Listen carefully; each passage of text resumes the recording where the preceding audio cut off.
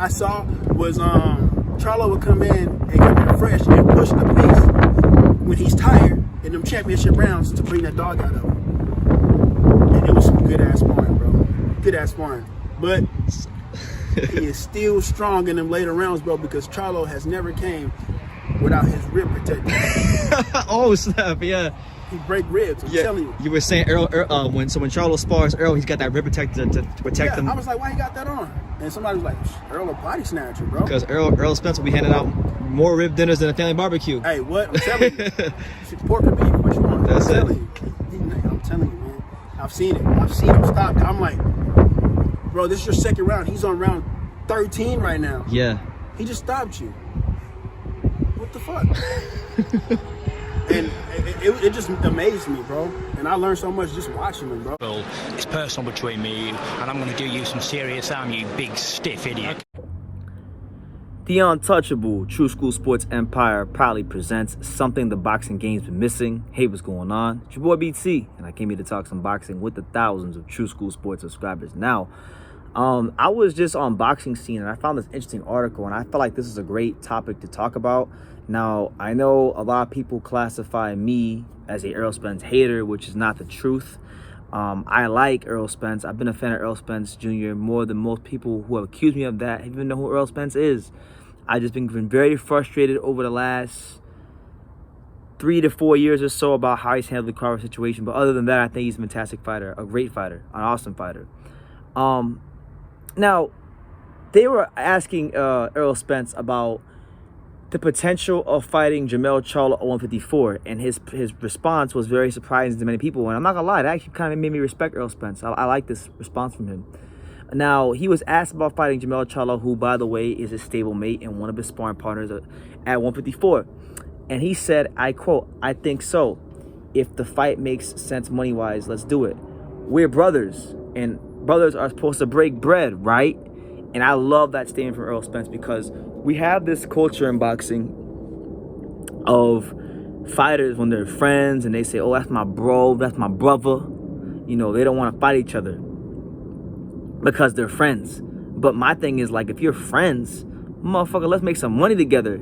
Like, what better thing could a friend do for you than help you get a bag? All right, straight up. There's nothing more noble a friend can do for you than to put you in a position of power, so that you can know what's really going on, so that you can know your life is better and improving by helping you get some money to improve your situation. That's the best thing anybody can do for you. Really, one of the best things anybody can do for you is put you in a position to make money for yourself.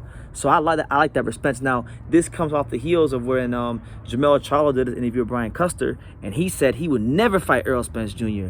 because they're stablemates and things like that. Now, I'm gonna say, like, it was like March 2021, April 2021. I did an interview, and you guys saw the clip at the beginning of this video.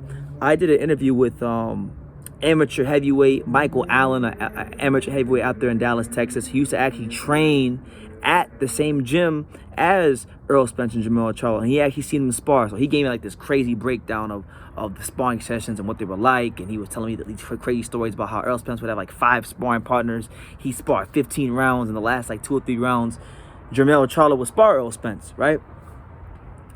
And he said that when Jermell Charlo sparred Errol Spence Jr., and mind you, Charlo is a bigger fighter at 154. Errol's a 147-pounder. Charlo's a 54-pounder. So keep that in mind when I tell you this.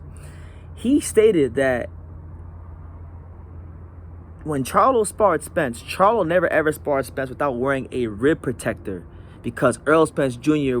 was punishing dudes in the gym. He had that kind of stamina. It was that kind of dog work with Errol Spence. And they had to preserve Jermell Charlo by putting a rib protector on him.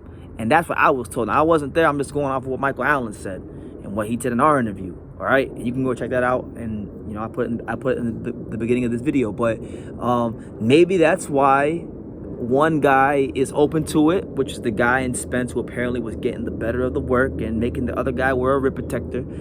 And the guy who was running the rib protector doesn't want has already shot that possibility down. So you know what? Look, I've been campaigning for Crawford to fight Jermell Charlo, as well as I've been campaigning for Crawford to fight Spence, as has everybody in boxing. But if we can't get none of them fights, okay, this would also be another healthy alternative. I like this fight. I like the idea of two dogs from Texas fighting each other. Now I don't know how that will work because they're both Derek James trained fighters. So who the hell does Derek James train in the situation? You know, do you want to really put Derek James in that position? You know, that's probably why I don't think the fight would ever happen. But crazier things have happened in boxing, and Errol Spence ain't shooting it down, which I like. It shows that he's ready for the smoke. And I wish, not to be negative, but I kind of wish that he was like that with Crawford. But, you know, I'll leave that where that's supposed to be.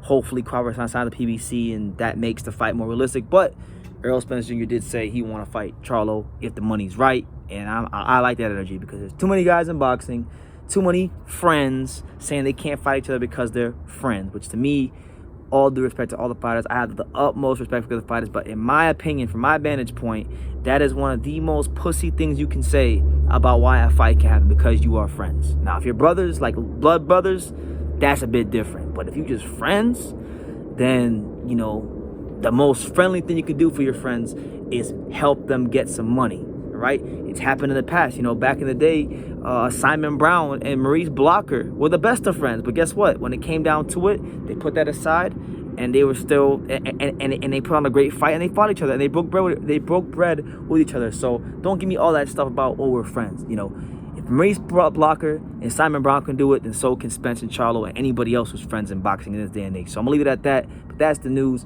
Errol Spence Jr. open to a Jermell Charlo fight at 154. What do you guys think of that? Let me know in the comments down below.